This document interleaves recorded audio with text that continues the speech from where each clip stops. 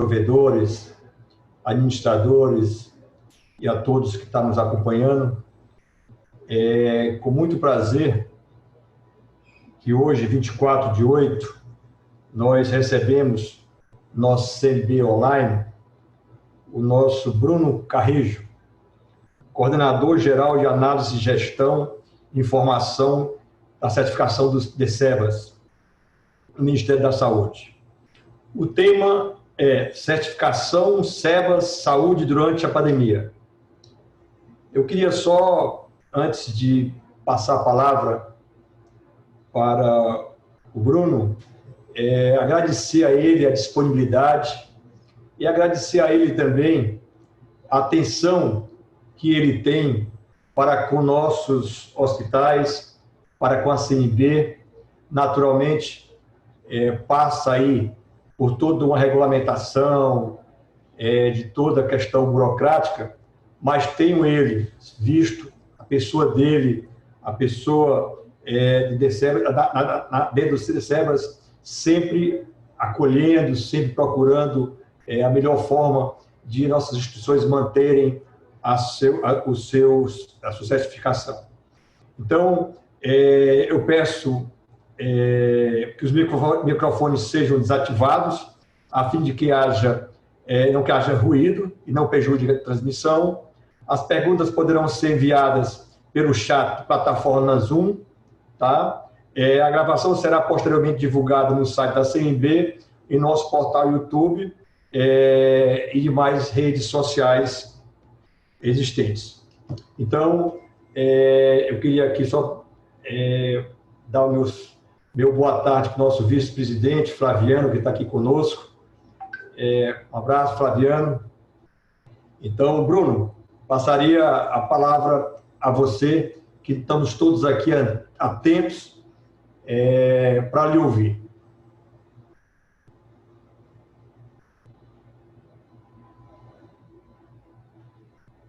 Bruno?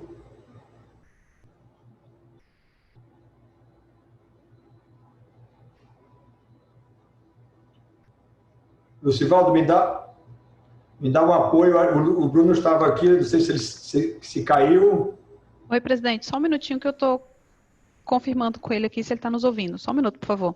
Tá, Monaísa, obrigado.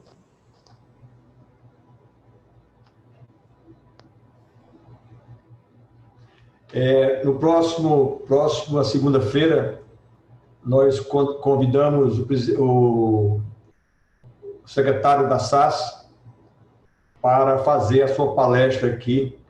Ele ficou de nos confirmar se próxima segunda, mas agradeceu o convite e disse que teria disponibilidade para também discutir e falar sobre o Ministério da Saúde através da SAS, a nós da CNB Online. Presidente, a internet do Bruno caiu, mas ele já está reconectando. Só alguns minutos ele entra novamente, tá bom? Vejo aqui os presidentes de federações, a Kátia, do qual dou uma boa tarde a todos, presidentes de federações do nosso estado, 16 federações.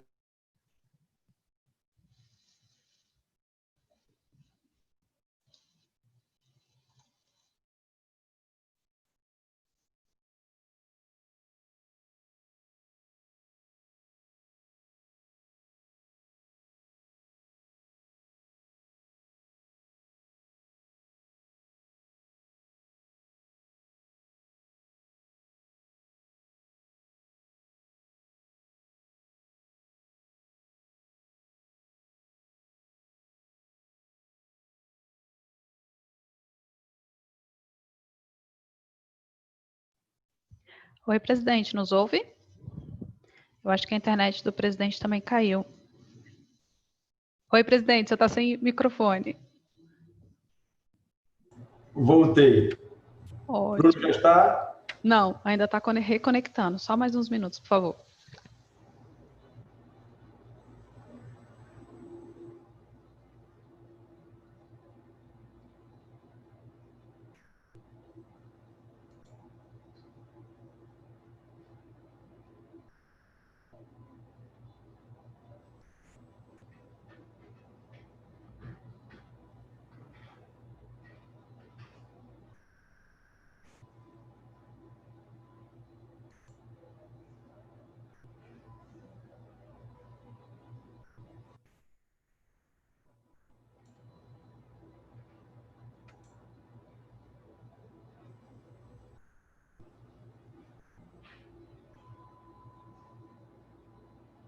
Você está em contato com ele, Monalisa?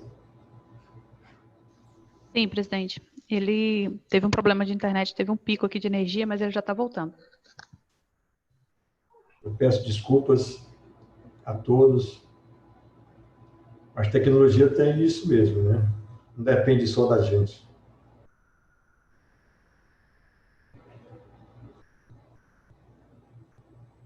E para quem tem dificuldade, né, Mário? Às vezes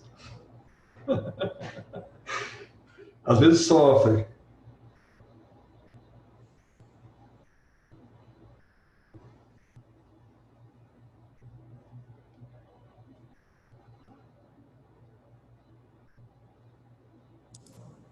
Presidente, boa tarde. Oi, Ivan. Boa tarde. Prazer em estar com você conosco aqui. Obrigado. Enquanto a gente espera, me dê a notícia do consignado.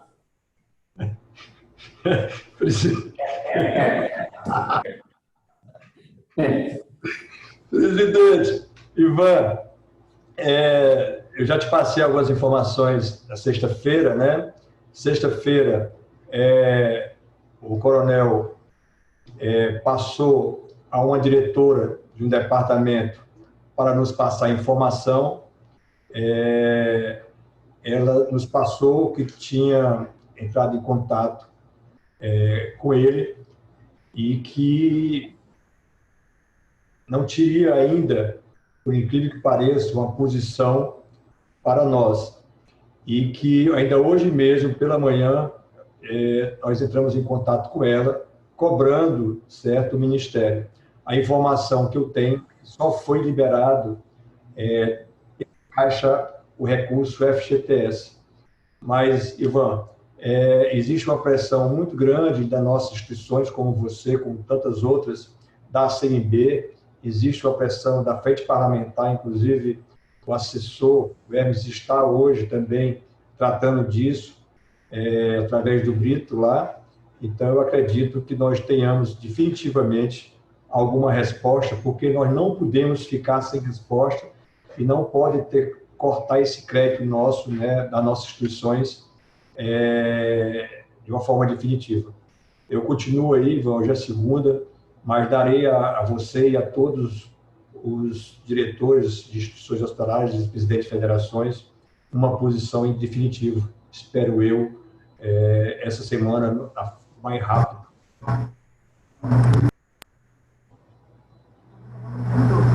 Não entrou agora. Obrigado, presidente. Você sabe que não é falta de cobrança não, né, Ivan? É uma falta de resposta mesmo.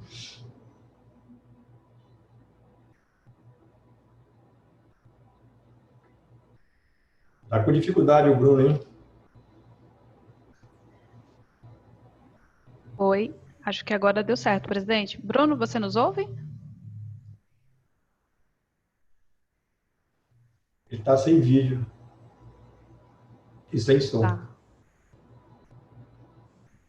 Eu acho que agora entrou. Bruno?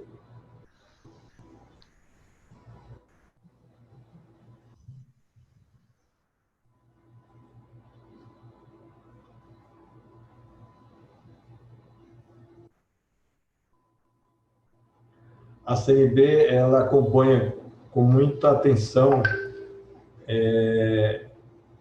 e preocupação e discutindo dentro do Ministério, né, essa questão desse ano, né, também o que existe hoje no Parlamento, que envolve a questão das SEBAS, a questão da prorrogação, que é um projeto do presidente da Frente Parlamentar, do Antônio Brito, para que nós possamos ter uma maior tranquilidade, mais tranquilidade, a renovação de nosso certificado. Bruno? Consegue nos ouvir, Bruno? 1, 2, 3, testando. Opa, Bruno. Olá, tudo bem? Bom, rapaz, que você chegou, hein? Tô tentando aqui. Calma aí, só um minuto. Oi. Tudo bem, Bruno? Boa tarde. Boa tarde, tudo tranquilo? Tudo tranquilo. Eu já tinha te anunciado aqui, você estava, depois deu uma caída, né? mas todos nós estamos aqui ansiosos, tá, para te ouvir, e pode ficar à vontade, estamos aqui a te escutar. Certo, uma fala rápida, né, na verdade. Bom, é sempre um prazer. Bom, primeiramente, boa tarde a todos. Acho que é sempre um prazer estar conversando com vocês, trocando ideia, figurinhas, para que a gente possa sempre cada vez mais qualificar nosso processo, nossas informações, nossa situação, né? Então, dar uma atualizada no que está acontecendo e o que é o panorama hoje geral. Então, acho que assim, de modo geral, com relação à certificação, a gente fala que hoje está tranquilo, assim, no sentido rotineiro do processo, porque a gente não parou, apesar da pandemia, trabalho home office, a gente continua atuando no processo e fazendo as nossas análises, as nossas diligências, proferindo nossas decisões, né, sugerindo as nossas decisões. O que acontece, assim, num momento como este, apesar da gente estar no momento de pandemia, né, então, apesar da calamidade, a questão toda, a gente tem sempre um alerta a falar para todo mundo, que é o SEBAS, infelizmente, ele é movido por uma legislação específica, que é a Lei 2101, que está sob discussão. Então, a discussão das ADINs, né? Então, da lei, a 4480 e a 4491, se eu não me engano, os números, a 4480 atingiu assistência social e a educação, e a outra ainda ficou suspensa na decisão aí da situação. Mas, assim, é sempre um alerta para a gente pensar que, apesar de todas as medidas que têm acontecido na pandemia e o que está acontecendo agora no poder legislativo, no poder executivo, ela não interfere na situação da certificação. Porque sim, a gente sempre alerta que tem algumas peculiaridades com relação... Tem a lei da contratualização, que realmente pacificou ali um problema do contrato entre gestor e prestador, que não precisava cumprir contrato, tendo em vista os bloqueios de leitos, e automaticamente a entidade deveria ter o direito ali de receber esse recurso financeiro. Mas, em detrimento disso, infelizmente, ela não altera o cumprimento dos requisitos da Lei 2101. Claro que esse reflexo a gente vai pensar para o ano de 2021, porque quando eu olhar para 2020, essas questões que a gente está tratando, está falando agora, é o reflexo do cumprimento dos requisitos. Então, o SEBAS, no momento de pandemia, ele continua regular e com as obrigações ainda intactas. Por quê? Porque nada foi alterado.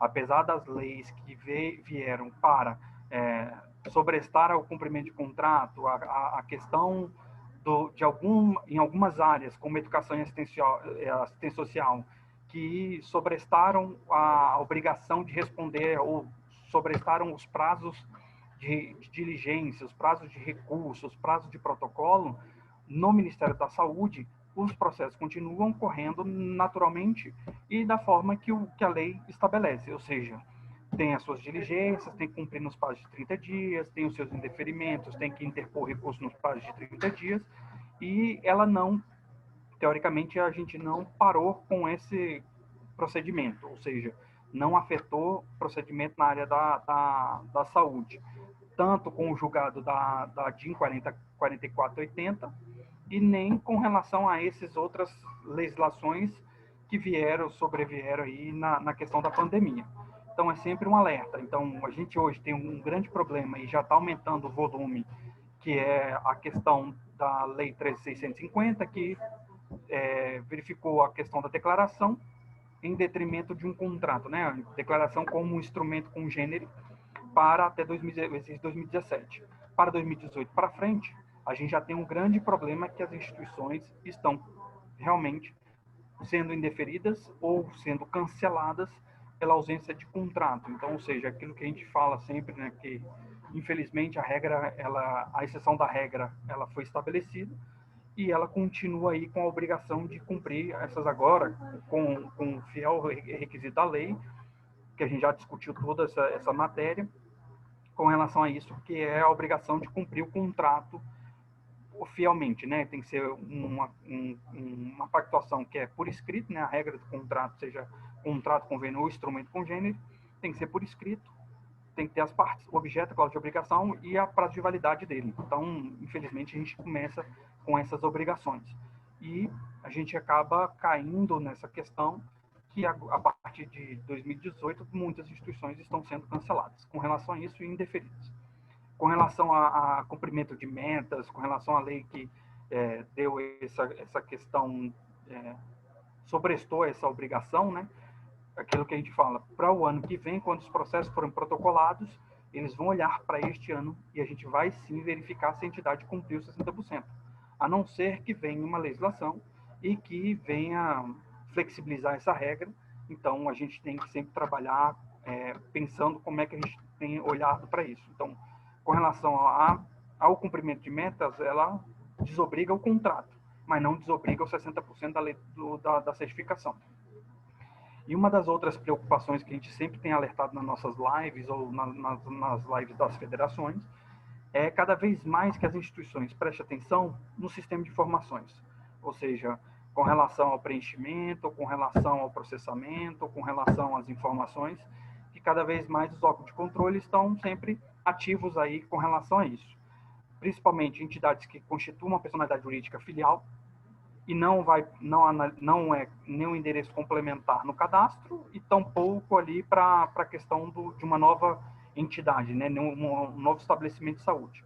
E estabelecimentos de saúde que são ativos no cadastro e não estão produzindo, ou seja, não estão gerando ali sua prestação de serviço efetivamente na prestação de serviço ativo de competência a competência.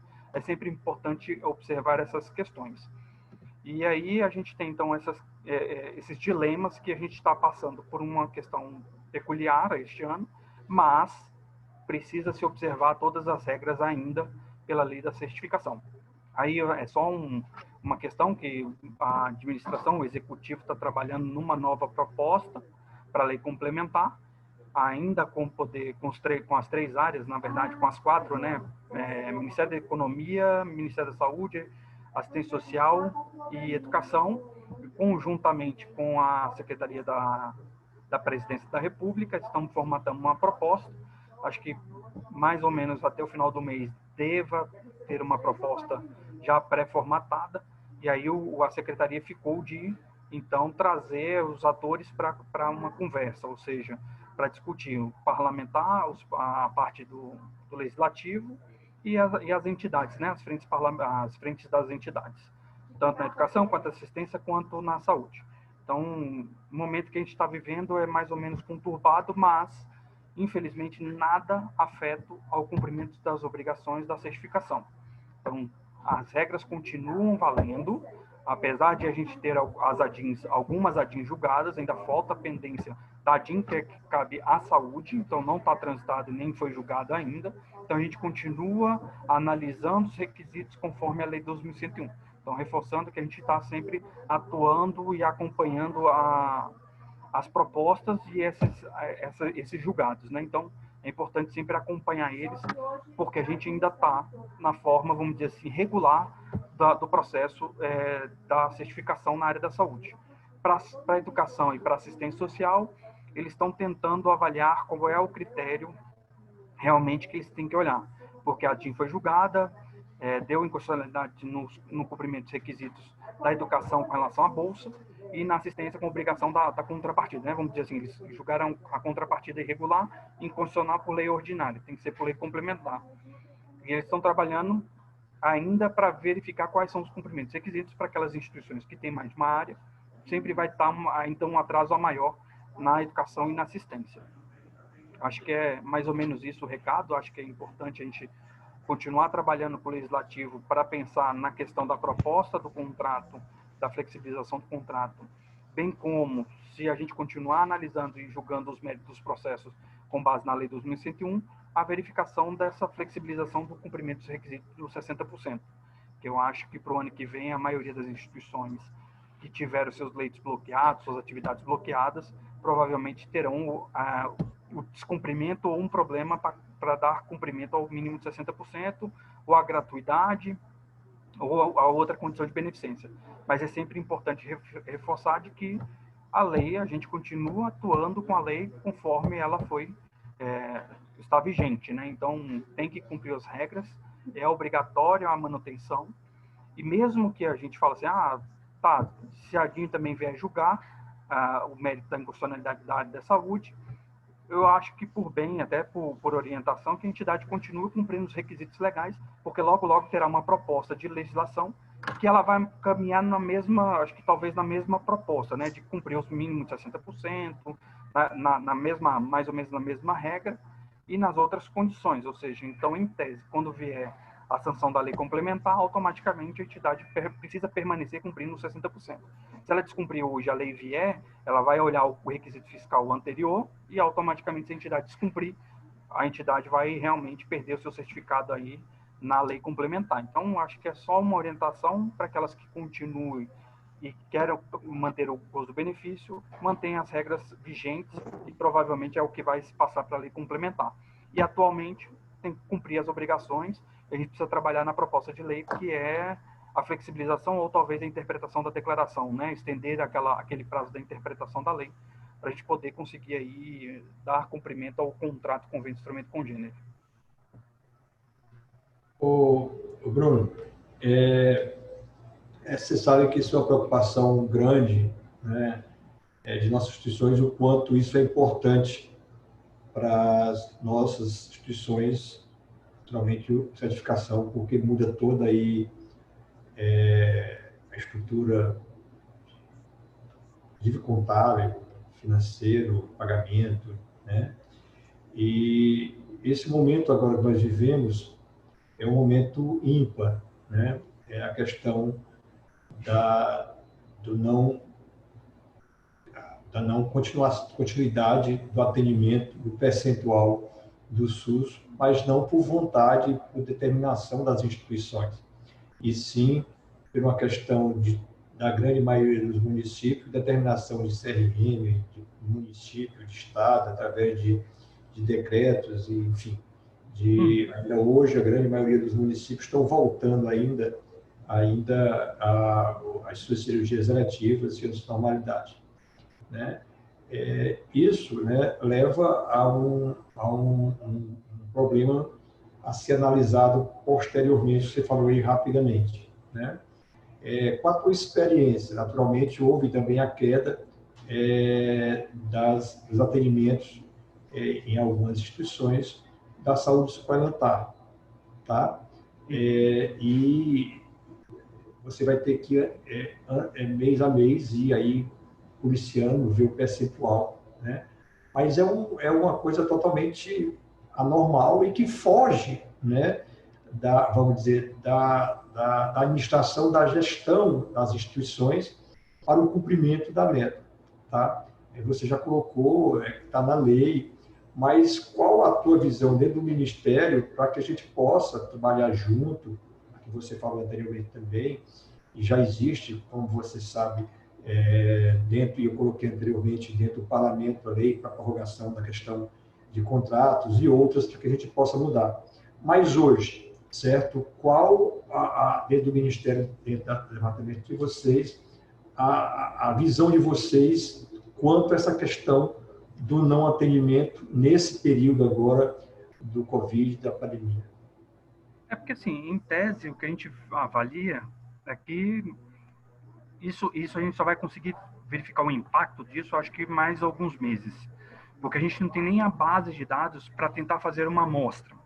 Mas a gente já sabe aquilo todo mundo já sabe, que a maioria das prefeituras, dos estados, bloquearam todos os leitos, ou seja, você tem um bloqueio da parte de leitos. A gente tem discutido no gabinete do secretário com relação a exatamente até a retomada das eletivas pelo SUS, que era uma questão que todos os estados estavam parando, ou seja, tem municípios, as cartas, as informações, mas é meio que superficial. A gente sabe que foram bloqueados, porém a gente não sabe qual é o impacto se as instituições continuam não cumprindo os requisitos. Mas eu acho que é uma janela de oportunidades também, até porque temos um legislativo que está sendo provocado, até por uma questão de pandemia, está tratando os processos legislativos mais céleres. Então, eu entendo que talvez fazer uma avaliação pormenorizada a gente não vai conseguir, porque a gente não tem as bases de dados ainda. Então, individualizar cada instituição e fazer assim, numa amostra de 50, quantas estariam descumprindo o requisito nessas competências? Mas a gente sabe que a redução da produção, ela foi efetiva tanto na amostra quanto no impacto, quando a gente escuta tanto os secretários de saúde quanto os prestadores de serviço. Então, eles têm sempre relatado que há uma redução significativa pelo lado do SUS e, às vezes, a continuidade na prestação de serviço particular. Até porque o plano particular continua demandando algumas atividades. Mas, sim, a gente só vai saber isso se a gente for esperar realmente só o ano que vem. Porque é um impacto que a gente vai acompanhar as bases de dados cheias para verificar qual é a realmente dimensão desses resultados do cumprimento. Mas entendendo que se a gente já tem um problema de pandemia e de um resultado que pode vir ocasionar vários prejuízos, acho que era bom a gente trabalhar para efetivamente tentar verificar ou flexibilizar esse cumprimento desses requisitos junto ao legislativo. Acho que essa é a pertinência. E o Ministério está sempre aberto para discussão, conforme a lei, apesar de não ser uma proposta nossa, mas trabalhada em conjunto com o Antônio Brito, que é o PL da extensão do prazo do contrato para poder realmente regularizar essa situação de ausência de contrato até 2021. Então, em tese, a gente está trabalhando, tem trabalhado, o Hermes até acabou de sair daqui, falou que ele vai priorizar, está tendo uma priorização desse projeto de lei, para ver se tramita mais rápido no Congresso. O pessoal do gabinete do ministro também já tem essa situação e já estão tentando administrar isso também junto ao legislativo. Então, a gente está trabalhando para que essas coisas efetivamente aconteçam. Mas, se a gente esperar também para o ano que vem ter uma amostra ou um cenário negativo para fazer uma proposta, acho que vai ser um problema ainda maior, porque aí a gente pode não ter o cenário de hoje. Oportunidades de hoje, na verdade, né? Que é um congresso que já está verificando essas questões, tem os incentivos, tem a questão do descumprimento, a própria lei do descumprimento do contrato como relação à meta, já é um item, um ponto que fortalece a flexibilização dos 60%, porque se você quebra o contrato, automaticamente você está quebrando a prestação de serviço SUS, e automaticamente você tem uma redução dessa carga na prestação. Então, chama a atenção de que você pode trabalhar e costurar a flexibilização no 60%, no cumprimento, né? Então, eu já tenho conversado muito com o Brito sobre isso, para que a gente consiga incluir. Porque mesmo já está no Senado hoje, a prorrogação da 3058, a prorrogação que eu digo é outra lei, mas que foi a questão das metas, né? Deve ser aprovado essa semana.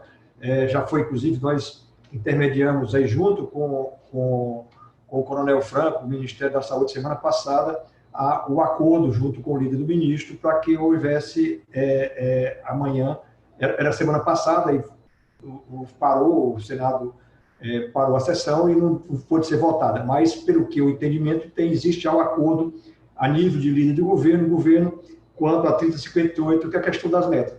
Mesmo assim, ela não atinge, né, ela não atende, eu queria colocar isso, talvez seja dúvida de alguns, primeiro, não atende a questão do SEBRAS. Isso é a nossa preocupação, por isso nós poderemos agora incentivar, intensificar aí com o parlamento, com a frente parlamentar, com o que já tem ali o atributo, para que a gente possa regularizar antes, como você disse, ainda esse ano, né? Para que não haja surpresa, porque nós não temos os dados, nós não sabemos como é que é. Nós temos a total razão de não existir a condição de governabilidade, de gestão do nosso hospital quanto ao atendimento, não é posição nossa. Então, vamos trabalhar, eu sei que vocês estão junto conosco, vamos trabalhar com o parlamento para que a gente possa regularizar isso e não ter, para o próximo ano, nenhuma surpresa negativa para nossas instituições.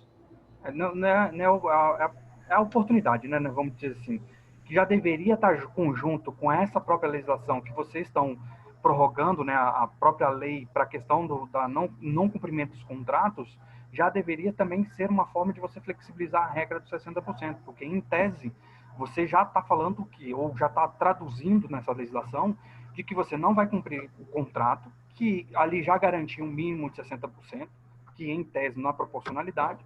Então, mediante a isso, você também estaria descumprindo 60%. Então, já poderia estar numa regra de flexibilização para este ano. Então, por ser um ano exercício de pandemia, automaticamente abriria a possibilidade de você criar essa outra regra, que era a flexibilização.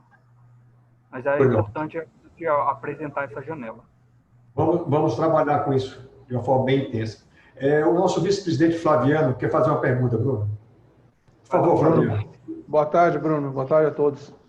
Bruno, alguns hospitais têm relatado, em função da própria pandemia, algumas dificuldades operacionais em secretarias de saúde, com a CIH, enfim, né, vários órgãos aí que acabam se enrolando aí, por algum motivo criaram problemas. A gente tem alguma solução, previsão para esse tipo de situação?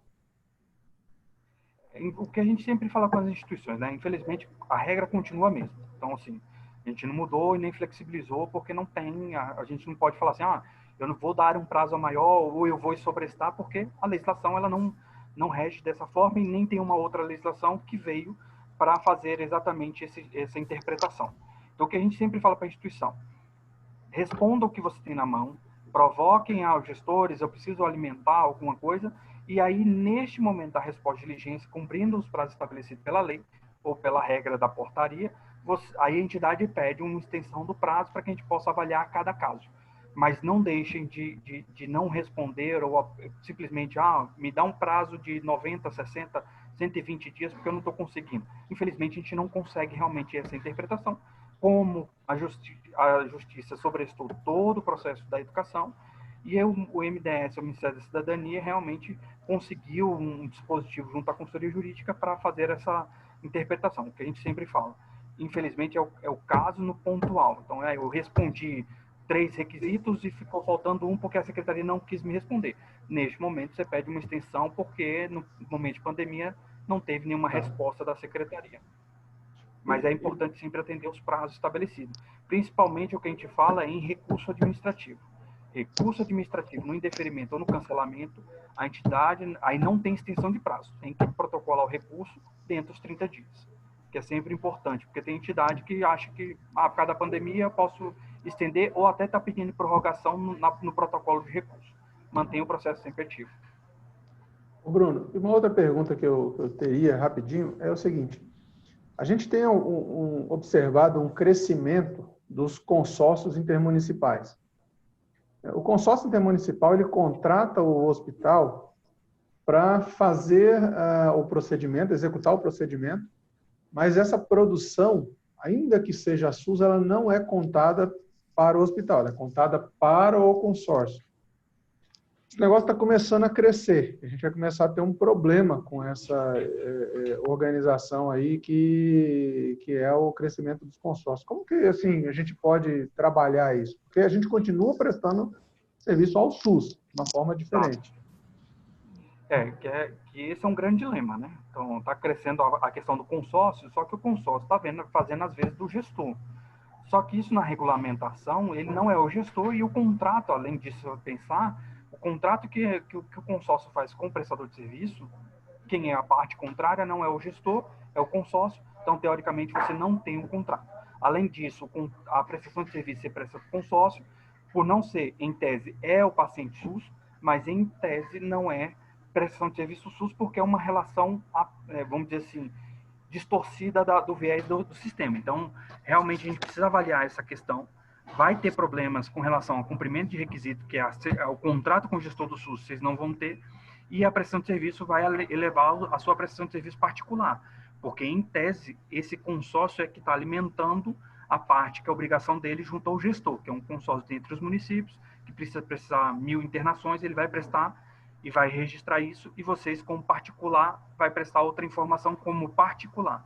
E, além disso, não tem um contrato como viés. Então, é preocupante e precisa ser discutido, porque é um viés muito grande para essa mudança de paradigma, né? Que é um trabalho que o Congresso tem feito com relação aos consórcios públicos, disseminado, fomentado essa condição, para que os municípios se consorciam e prestem os seus serviços. Mas, para as instituições filantrópicas, vai ter problema.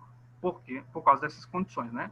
A relação não é gestor, é consórcio, e a prestação de serviço vai ser registrada como particular e não pública. Infelizmente, apesar do viés que a gente tem sempre conversado, que acontece muito com o laboratório, né? Então, por exemplo, eu tenho um hospital que contrata o laboratório. Apesar de ser um paciente SUS, o laboratório ele vai registrar particular e o hospital vai registrar o SUS. Porque está no contrato com o gestor do SUS. Então, esse é o viés, infelizmente, da forma que é contratualizada ou que é prestado o serviço. E tem que tomar um certo cuidado. Realmente, tem que começar a fazer as perguntas e começar a se indignar com essa questão, porque senão vai trazer vários problemas, desencadeando a certificação e os recursos advindo para isso. Bruno? Eu. Flaviano, mais alguma pergunta, Flaviano? Flaviano, nós temos que ver aí, como sempre, né, são alternativas que são colocadas dentro do universo do Sistema Único, que as instituições prestando serviço aos usuários do SUS acaba prejudicando, né, Bruno, com o reconhecimento.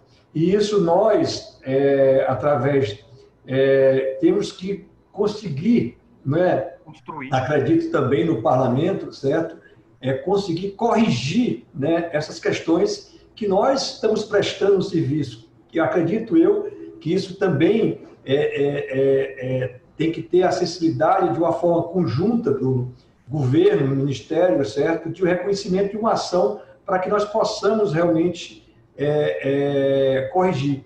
Como eu disse aqui anteriormente, Bruno, a gente é muito grato a você, a Tecebas, pela atenção que vocês têm para com as instituições, né? E dentro da legislação que é obrigatória, procurando realmente solucionar e não ter a perca, né, dessas instituições. Mas cada dia acontecem mais problemas para que a gente possa resolver.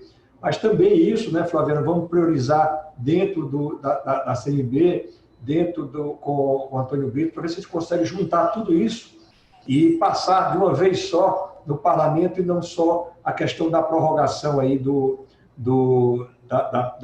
sido revogado. E esse atendimento foi consolidado no final de 2018. E na DPF 32, que é a temática 32 do Supremo, ele determina que as contrapartidas devem ser em lei complementar. E ali não faz ressalva nenhum dos ministérios. E nós vemos isso com uma certa perplexibilidade do fato de que a DPF, que vale para todo mundo, não ser observada aí no Ministério da Saúde. Então, o São Cristóvão, ele ingressou com um pedido de revisão administrativa há cerca de 15 dias por o ministro Pazuello para que se manifeste. Eu pergunto.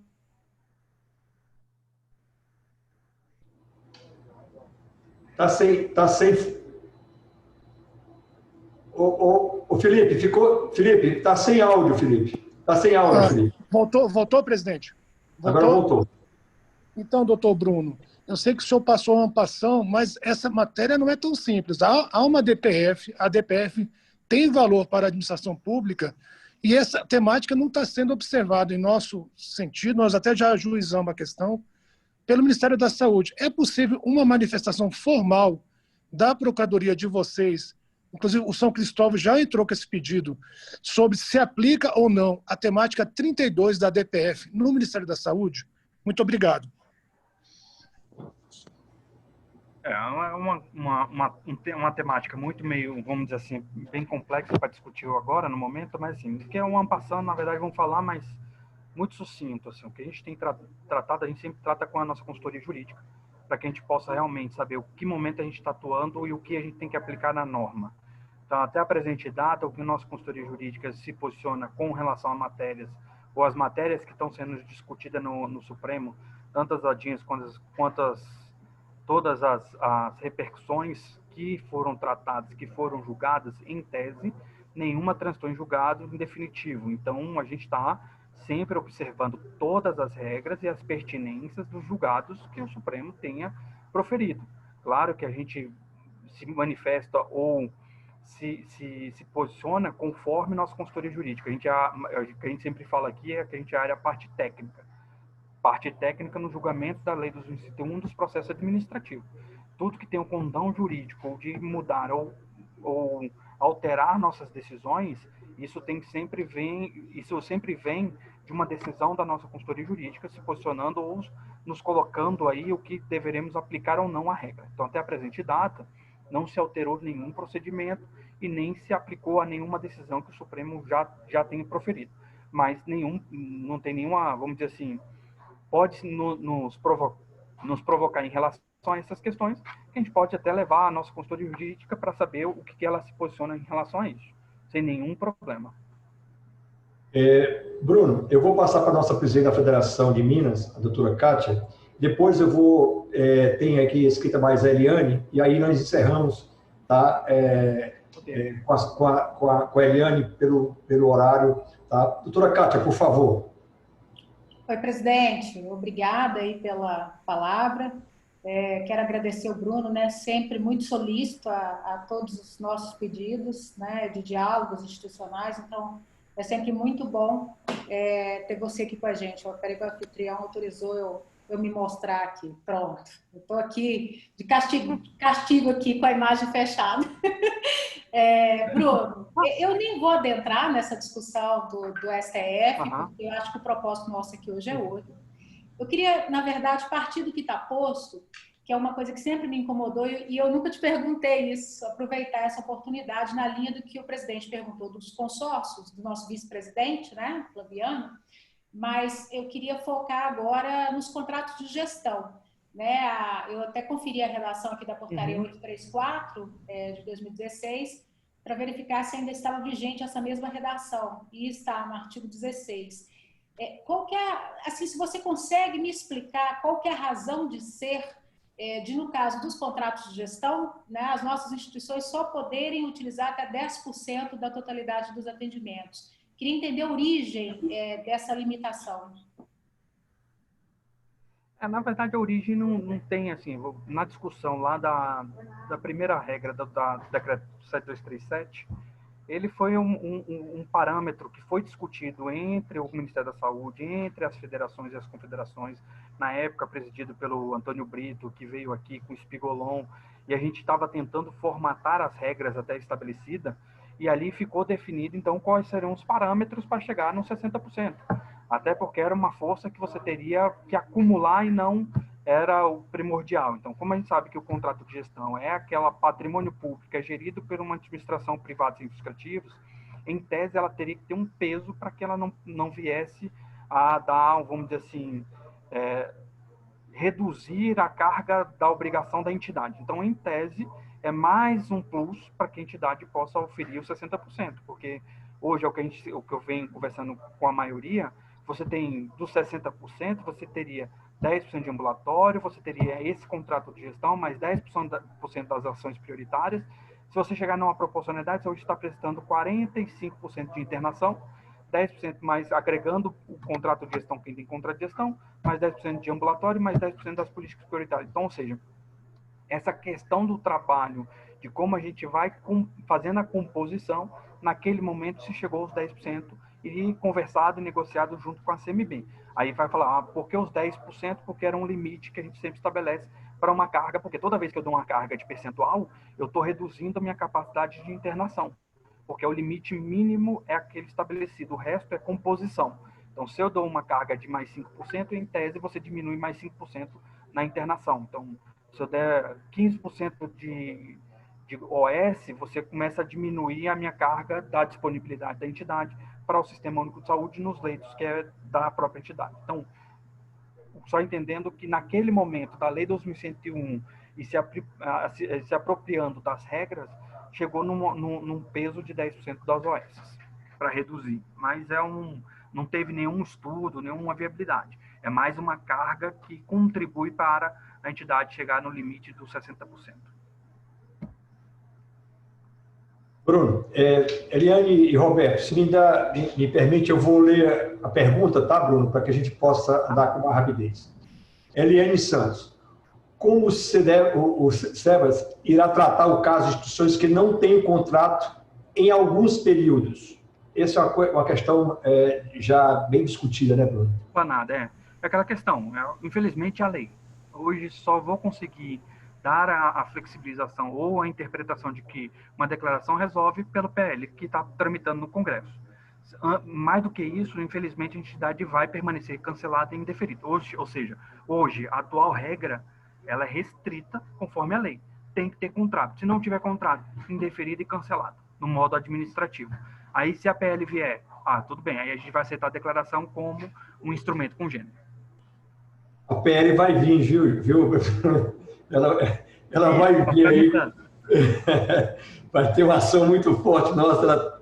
Ela tem que vir para a sobrevivência e a necessidade nossa. Mas eu tenho certeza que vai ter um trabalho e o Congresso Nacional tem acessibilidade do reconhecimento de nossas ações e a gente vai trabalhar e o Congresso tem desenvolvido uma ação bem forte pelo reconhecimento das Santas Casas e hospitais filantrópicos. O Roberto Sá, no caso dos consórcios, não poder ser celebrado o termo de atuação em rede entre o hospital e o consórcio, assim ser considerada a produção SUS? Aquilo que eu estava conversando com o Flaviano, né? Flaviano. Então, isso. Na verdade, infelizmente, o consórcio não é o gestor, conforme a lei traduz, né? Então, a lei de 2001 fala que o contrato de convencimento congênito deve ser firmado com o gestor do SUS. E aí, esse vier o consórcio não é parte do contrato, ou seja, o gestor não é parte do contrato, o que inviabiliza a prestação de serviço que deverá ser popular. Ok. Eu vou finalizar aqui, tá, Bruno? Agora eu até, porque já estava aqui com a Patrícia, tá? Patrícia. O processamento dos arquivos CCH, saúde suplementar no site DataSUS, estão demorando em média 5 a 6 meses para serem publicados.